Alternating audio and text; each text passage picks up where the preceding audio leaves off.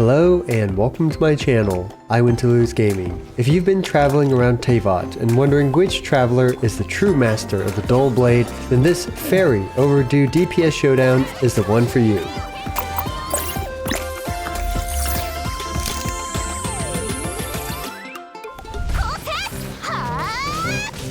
Now, unfortunately, I've been a little sick lately, so that's why my upload schedule as well as my voice may have been a little bit off. But don't worry guys, after my vacation, which is coming up, I will be back to pumping out a lot more content. Anyway, 12 of you guys on my Discord at discord.gg/IWTL upvoted this video idea back on February 1st, 2022. So thank you for the suggestion, Zabel the Meatball. Actually, no thank you, Zabel the Meatball, because making this video gave me a bad altitude.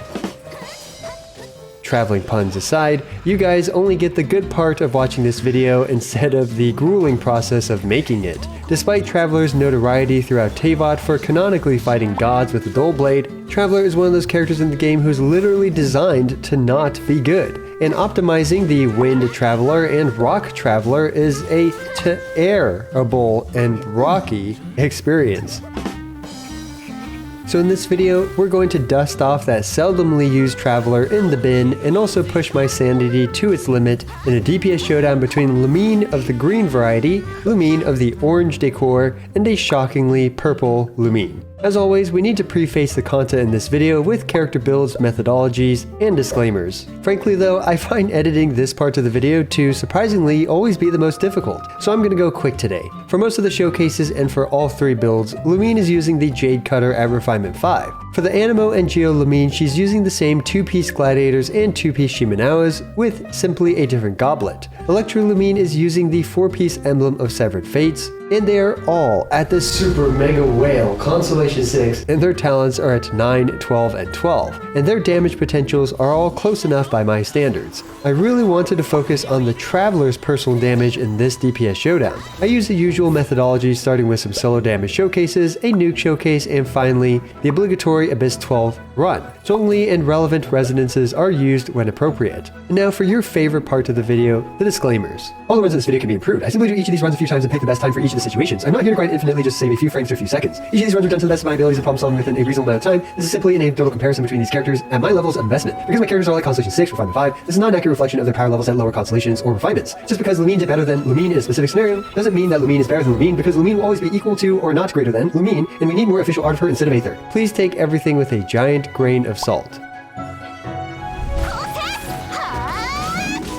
Let's finally get started by traveling over to our first volunteer, the Regisvine. For this first demonstration, I used no shenanigans.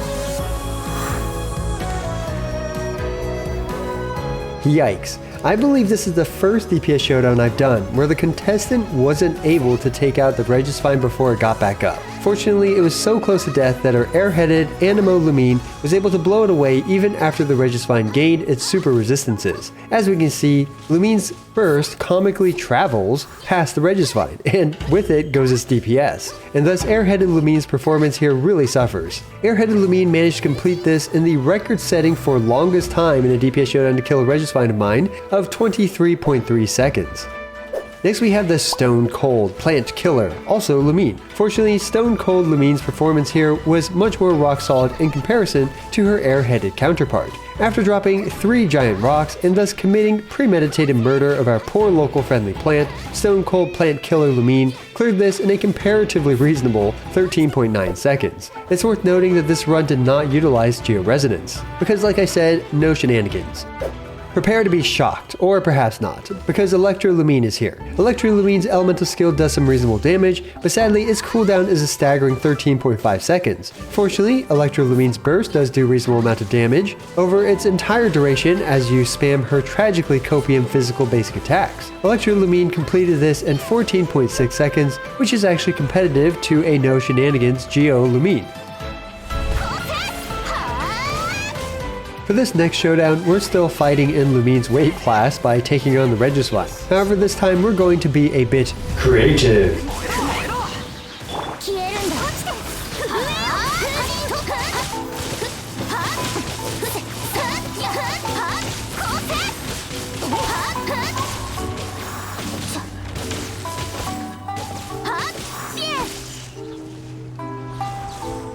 So we all know that Anemo Traveler's burst can get stuck on certain things, and Zhongli's pillar is the perfect thing for this. By angling her burst perfectly, Anemo Traveler is able to actually kill the Regisvine before it gets up. Truly a phenomenal, never-before-seen feat that is insurmountable by any character. Unfortunately, positioning this correctly is nothing short of aggravating, as being off by the slightest with either Zhongli's pillar placement or by being off by 2 degrees, Anemo Traveler's burst will yeet on out of there and won't get stuck on Zhongli's pillar. This took an annoying amount of attempts to get right.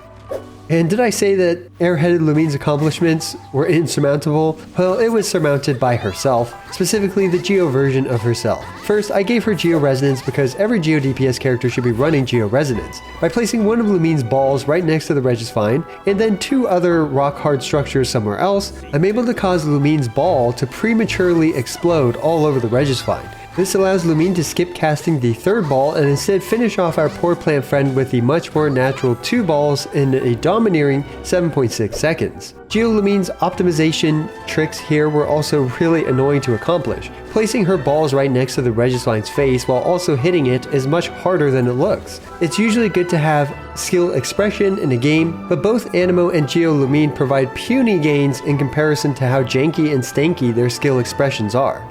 As for Electro Lumine, well, I couldn't think of anything to really optimize here to make a significant difference, so it's the exact same run as the last showcase. If there's anything you can think of, let me know down in the comments below. With Air Lumine and Rock Lumine's additional techniques, now Electric Lumine is looking rather lackluster in comparison. Our next volunteer is the 12-foot tall behemoth of a human being, Masanori. Seriously, how do some of the enemy humans in Genshin Impact get so colossally tall?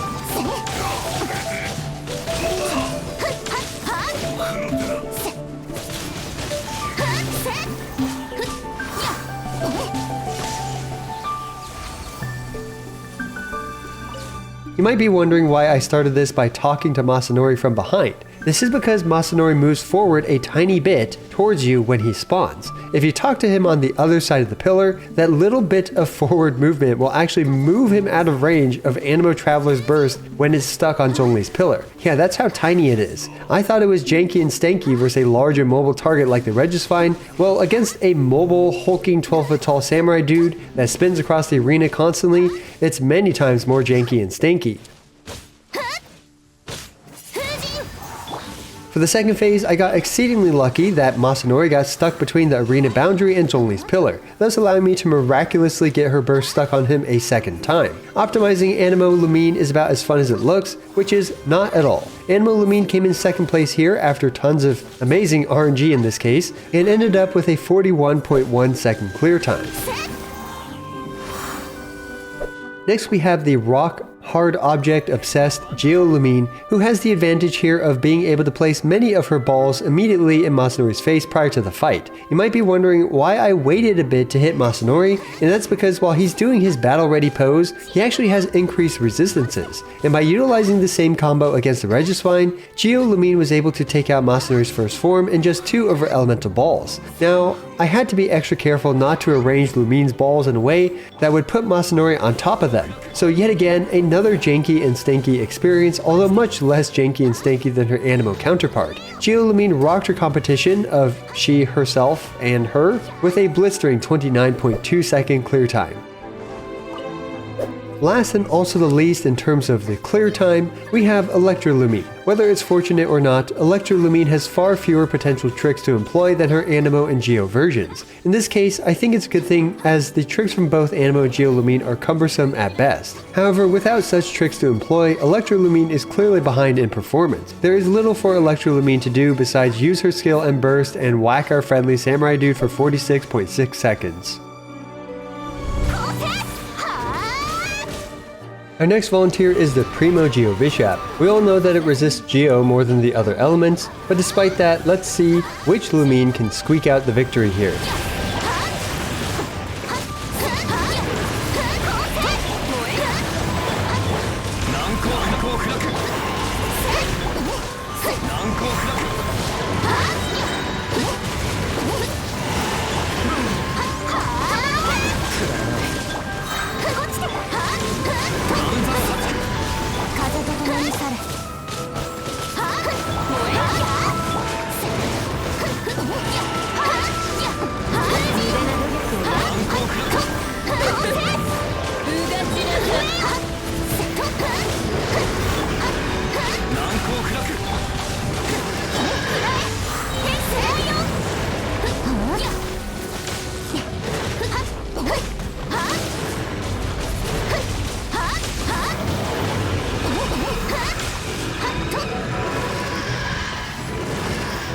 Again, we have the 1 out of a dozen or so Anemo Traveler runs where I had to place her burst perfectly. Added onto that is the RNG AI of the Primogeovishap, as its 3-hit combo will move it far away from Zhongli's pillar, and thus our air-headed Lumine's comically impractical burst won't be able to hit it. However, after Air Lumine's first burst, I'm crossing my fingers for the Primogeovishap to actually do its 3-hit combo, so I can bait it into the wall. When it's next to the wall, Lumine's burst will actually connect somewhat reliably, and there's the added bonus that it was timed with the Celestial Shower. And despite the first 2 bursts working out fairly well, the third one was a miss, but this was still by far the best performance that I had with the Anemo Traveler, completing this in 56.3 seconds.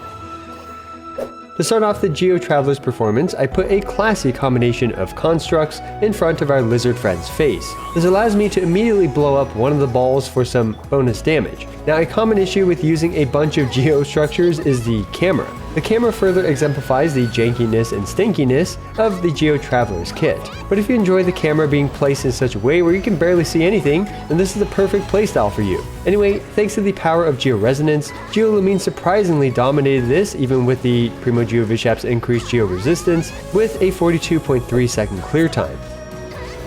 And last and the least yet again, we have Electro Lumine. I'm starting to think that DPS Electro Lumine might not be the best option. Electro Lumine is a decent battery that unfortunately requires a battery to battery herself, so she can then battery someone else. Anyway, I realized that I missed a couple of Electro Lumine's built-in mini-game of picking up those energy crystal things, but that hardly matters as in other runs when I did pick all of them up, the times are all very similar to this one. Yet another unfortunate performance for Electro Lumine, who ended up with a 57.9 second clear time. Next we have an insane Nuke showcase. They're all using the Mist Splitter's Reforged instead of the Jade Cutter for this one.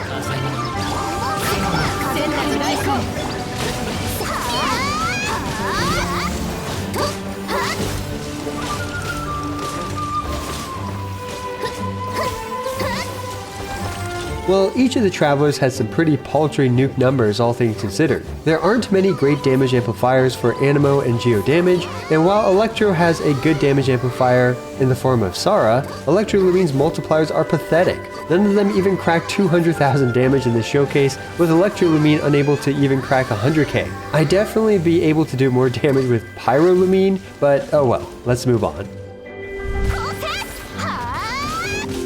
And finally, we have the obligatory Abyss 12 showcase. I decided to focus on the Traveler's personal damage for this one. Unfortunately, this Abyss 12 top half is clearly designed for Venti, and you also need a Hydro character as well. This hogs up 2 of the team slots for all 3 Lumine teams, and makes team building extremely restrictive. I decided to use the overall best support for each of them, which in my opinion at the time was Bennett for Anemo Traveler, Zhongli for Geo Traveler, and Sara for the Electro Traveler.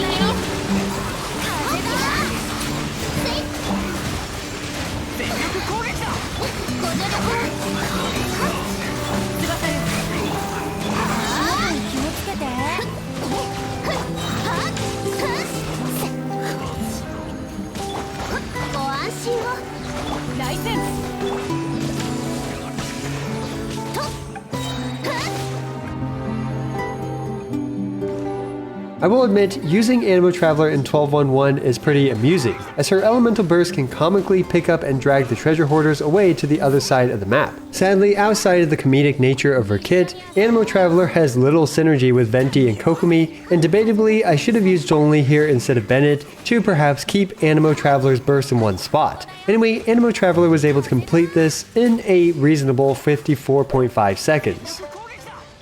For Geo Traveler, Zhongli in combination with Venti is actually a lifesaver here. He's able to hit things in Venti's native with his meteor, which petrifies them all, and thus keeps these super mobile samurai guys from darting around. Although this run was full of mistakes, it was still somehow my best run, as the RNG of the treasure hoarders far supersedes the missing of an elemental skill here or there. Sadly, this team can't do much without their elemental skills and bursts, so most of it was just spent waiting for Venti's burst to actually come back. Kokomi was crucial here for also removing the pyro shield from the enemies. Geo Traveler rocked this in 41.7 seconds. Now, this Electro Traveler as the main DPS team was by far the worst experience I've had doing one of these DPS showdowns in a long time. All the Electro everywhere leads to a bunch of random overloadeds on the enemies, which, by the way, when procced by the thing in the center, actually ends up knocking your characters all around. And without Zhongli to keep the big samurai in place and providing the shield to stop the overloadeds from knocking you all over the place, the big samurai end up being extremely difficult and RNG reliant to deal with. Maybe I should have actually used Zhongli for all three teams, as that would have likely saved both my time and sanity. In these AoE heavy scenarios, the lack of AoE on Electro Lumine's main source of damage, her elemental burst, really shows here, and her elemental skill effectively having melee range makes all this even more annoying to use. Oh well, Electro Traveler finished this in an aggravating 64.9 seconds. Next is 12.2.1 with 6 annoying Whopper Flowers.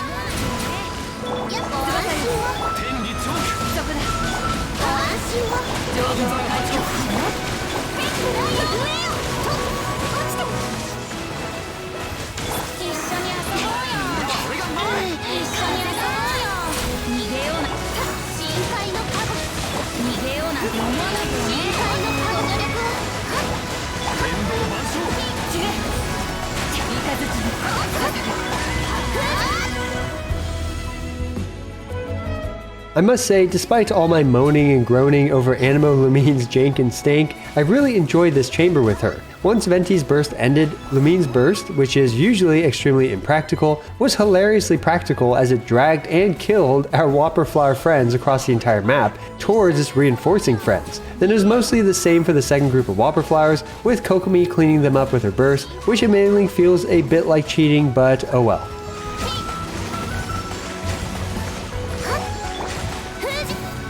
Geo Traveler also had a satisfying run here, and although Geo Traveler cannot reliably hit things picked up by Venti's tornado, she can delay her part of the rotation to the end of Venti's black hole, where the petrified Whopper Flowers fall to their doom.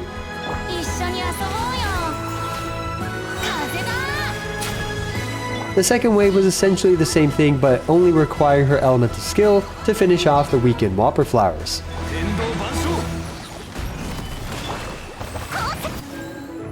And last but barely the least this time, we have the Electro Traveler. Electro Traveler needed to rely on her team's pathetic basic attacks to proc her elemental burst, to slowly but surely clean up the last bit of HP on the first wave of Whopper Flowers. And unfortunately for the second wave, the longer cooldown for Kujo-Sara is really felt here, as she has to wait another 5 seconds to use her burst. Fortunately, Electro Traveler's burst's initial hit does hit things in Venti's black hole, and she's able to have her most competitive performance yet here in Abyss 12.2.1. Last and honestly the least interesting, we have 12.3.1. I'm just going to commentate over this instead of the usual let it play out and then break down each individual run formula. 12.3.1 is similar to 12.1.1 in that it is largely mechanics based. This Abyss 12, more so than most of the past ones, is a really poor situation for DPS showdowns. Since teams are restricted to Venti and a Hydro character, which is literally half the team, for optimal performance, it becomes much more about Venti compatibility and Pyro shield breaking power. It's actually not very DPS reliant at all. Anyway, all three of these Lumines are fairly close, and while unfortunately Electro Lumine didn't start with her burst here, I honestly couldn't be bothered to redo the aggravating 12.1.1 just to improve her 12.3.1 time.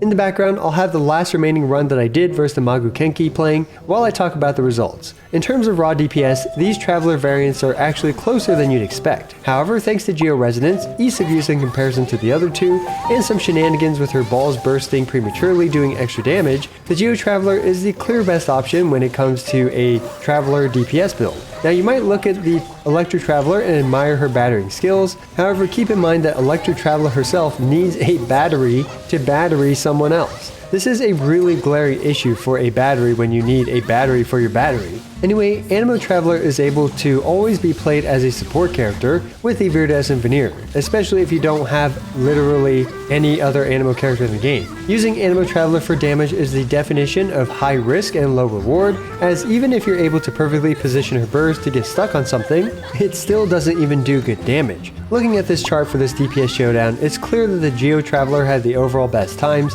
given how powerful Geo Resonance is, but keep in mind that the Geo Traveler is able to offer relatively less support in comparison to the other two versions of Traveler. So yeah, there you go, a silly DPS showdown between our 3 completely free Constellation 6 5-star characters. Were you surprised by the results here? And sorry about my slow upload cadence lately. Again, I've been sick and things have just been slow in Genshin Impact, so it's been a nice little break. But don't worry, I'll get back to a much more frequent upload schedule soon enough. As always, I appreciate every single one of you. This is I Want to Lose, signing out.